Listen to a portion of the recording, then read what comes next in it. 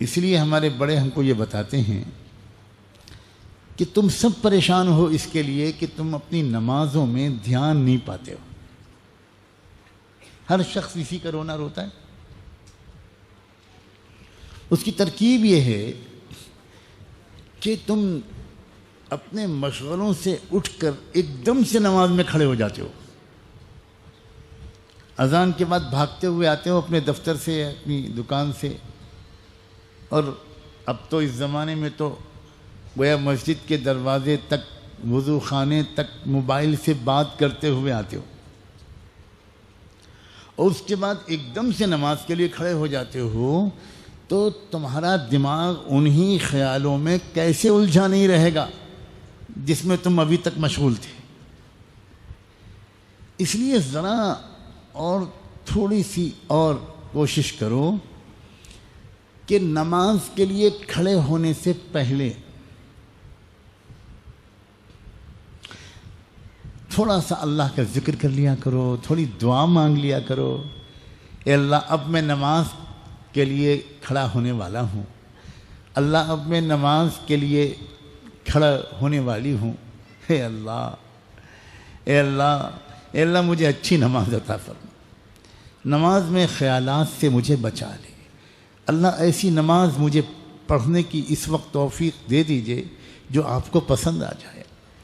پہلے یہ دعا مانگ لو، اس کے بعد نماز کے لیے کھڑے ہوگے. تو جن مشغلوں اور خیالات میں الجھے ہوئے آئے تھے، ان کے اور نماز کے درمیان ایک تم نے عمل کیا،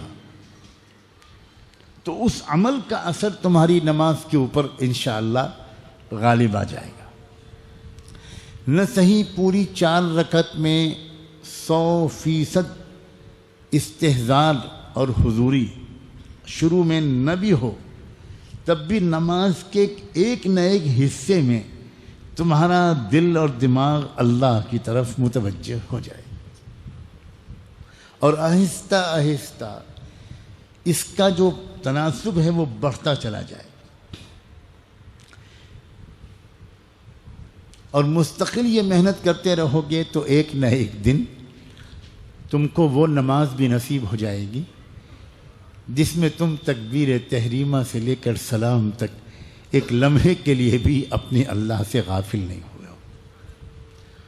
اور اس نماز کے بعد تم کو پھر جو لذت ملے گی، جو چین ملے گا، تمہاری آنکھوں میں جو ٹھنڈک اترے گی، کلیجہ تمہارا جو تر ہو جائے گا، تب تم کو پتہ چلے گا کہ ارے میں لذتیں کہاں ڈھونڈ رہا تھا، میں لذتیں گناہوں میں ڈھونڈ رہا تھا،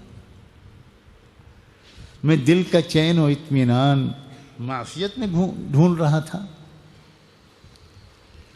دل کا چین و اطمینان تو اللہ کے قدموں پہ اپنا سر رکھ دینے میں مزہ آئے، محسوس ہو کہ میں اپنے مالک کے قدموں کا بوسہ لے رہا ہوں. کیا نصیب تھا ان اللہ والوں کا جن کی شاید ہر نماز ایسی ہوتی تھی.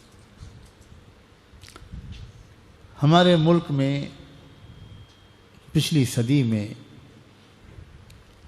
ایک شخصیت گزری، حضرت مولانا شاہ فضل الرحمن گنج مراد آبادی رحمۃ اللہ علیہ. ایک بار انہوں نے اپنے کسی خاص چہیتے شاگرد سے کہا کہ اللہ کا شکر ہے کہ میں جب بھی سجدے میں سر رکھتا ہوں کبھی تو ایسا محسوس ہوتا ہے کہ میں اپنے رب کے قدموں کو چوم رہا ہوں. ان لم تکن ترا فإنہ یراک. ہمیں اور آپ کو بھی یہ کیفیت مل سکتی، کوئی دروازہ بند نہیں ہوا. لیکن جس بندے کا میں نے نام لیا اس کو ملی کیسے؟ اوہ ہو ہو.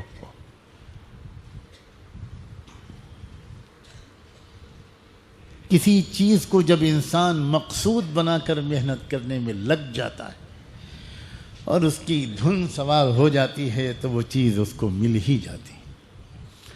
اس بندے نے 30-40 سال اسی بات پر محنت کی کہ مجھے نماز وہ مل جائے جس میں میں لمحے بھر کے لیے بھی اللہ سے غافل نہ ہوں۔ مارا مارا پھرتا تھا وہ بندہ، جہاں خبر ملتی تھی کہ فلاں شخص کی نماز بہت اچھی ہے تو چاہے 50 سینکڑوں میل پیدل چلنا پڑے، چل کر اس بندے کی نماز دیکھنے کے لیے پہنچ جاتے تھے،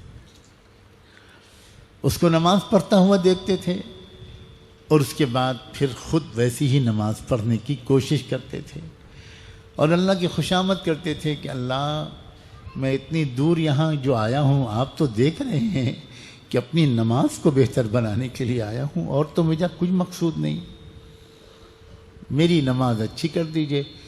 تو کیا اللہ اتنا بے رحم ہے کہ اتنے سچی طلب والے کو نماز نہیں دے گا؟ نماز کی لذت اور حقیقت سچی طلب کے بغیر نہیں ملا کرتی، اور ایک بار نماز مل جائے تو اللہ سے تعلق مضبوط